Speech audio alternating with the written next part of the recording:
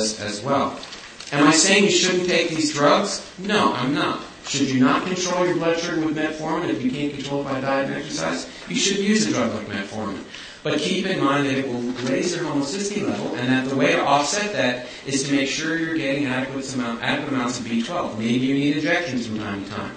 Well, we treated him, I guess this is in your hand, with various things to increase his cognitive function.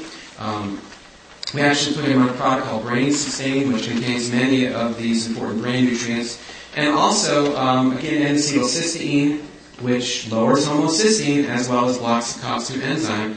And we saw him 3 months later. His homocysteine now is 9.2, which is dramatically better. And he still remembered the president's name. Other factors affecting brain inflammation. Well, here's a beautiful picture.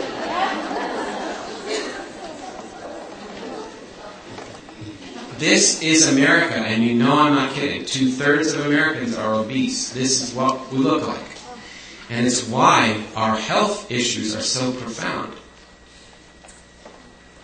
I would say it's a big problem, but, it's growing. The cover of National Geographic, not actually a medical journal, but looking at the epidemiology of obesity and its effects on health. An experimental burger and fries is broken out, like it's been created in a laboratory. God help us all. This is the cause of the obesity epidemic. But let's look at the science and the actual facts. From the Journal of the American Medical Association, here's what's happened. In a period of time looking at over 10 years, what's happened, 20 years rather, going from 76 to 96, that the amount of calories taken in by the average man in the United States is 2,200. The amount of increased calories going from 1976 to 96. That's a lot of calories. Think about it. If you're my height, unfortunately, and weight, you will burn about 100 calories per mile when you run. That's 22 miles of running worth of calories every day. That's almost a marathon running. Extra calories on average that American men take in. And women are not far behind at 1,600 calories. So there's no mystery here. And we can talk about South Beach diets and Atkins diets and grapefruit diets and you name whatever the diet du jour is. The bottom line is at the end of the day, in terms of obesity, is calories in versus calories earned. The unique thing about so-called low-carbohydrate diets is they tend to curb your appetite in one respect, so they're good in that regard. Well, this is a big, big issue for us. Not that the governor reported he was gay, but that fat actually is a very metabolically active tissue. Fat increases inflammation and therefore is related to all of these degenerative diseases. This is the relationship, fat and inflammation. Very important. If you measure how fat somebody's arms are, and then by doing a test called tricep skin fold, where you put a little caliper on their triceps muscle, and then you look at the same group of people 30 years later, you find something very interesting. Those people who were fat 30 years later had a dramatic increase, almost 300% risk of having Parkinson's. Fat increases inflammation. In the Parkinson's patients, even beyond that, we know that body fat is a reservoir for what are called neurotoxins, which hardly anybody here is exposed to. Because it's in much of the food that we eat every day, and we breathe it, and we're living in a world full of neurotoxins. And that is kept in our fat. Our fat serves as a reservoir. Obesity, how does it relate to aging of the brain? This study looked at a group of Latinos, measured what's called the waist-to-hip ratio. In other words, if you have a big belly, then your waist-to-hip ratio is larger. If you're lean and mean, then your waist and your hips kind of line up. So they find that the higher your waist-to-hip ratio, the higher your destruction of your hippocampus. That's the part of your brain that deals with memory. Pretty dramatic. This was published last week, looking at the risk of obesity associated with higher risk of Alzheimer's disease. Neurology reviews. It reviews all the neurology journals, and they find that if you're obese, your risk for Alzheimer's dramatically increases. This was published just last week. Risk of Alzheimer's is dramatically increased again if you're fat, your tricep skin fold is elevated. So we have to pay attention to this concept that being fat will make you stupid. Here's the science behind it. No, man, I don't mean to be funny with that. We're told to do more. This is an ad from the Journal of the American Medical Association. We're told to do more for our patients by giving them a fat-blocking drug. Right? That's what this is for. This is the worst you could ever do for a patient. Our bodies, 1/3 of your nutrients need to be related. It's part of the big three: fat, protein, carbohydrates. Your brain is 70% fat. Why would you ever want to block your fat uptake with a drug? How would you get your fat-soluble vitamins? We're told to block fat uptake. But this is what we need to tell people to do: this is do more. Get off the couch and start exercising. Some of you who have heard me speak before know what comes next. And when I made the slide, I didn't realize it kind of resembles a past president, doesn't it? I did not have a fat-consuming relationship with that.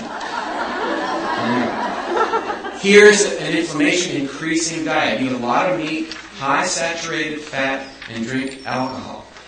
That increases inflammation. Here's the alternative: more of a vegetarian diet, high unsaturated fat, it reduces inflammation. If you look at your risk for Alzheimer's, if you have a lot of hydrogenated fats, it's increased 360%. If you take in unhydrogenated fats, your risk actually declines 20%. I told you at the beginning, I'm going to present the data that shows that Alzheimer's is a preventable disease. This is the Archives of Neurology, the American Medical Association. We make choices. The choices that we make affect our genetic expression and affect our health destiny. So, we have to think about the roles of obesity, insulin resistance, these cytokine chemicals, and homocysteine and diabetes as they relate to risk for Alzheimer's. Well, what can we do to actually regenerate brain cells? And that is a new field, what's called neurogenesis.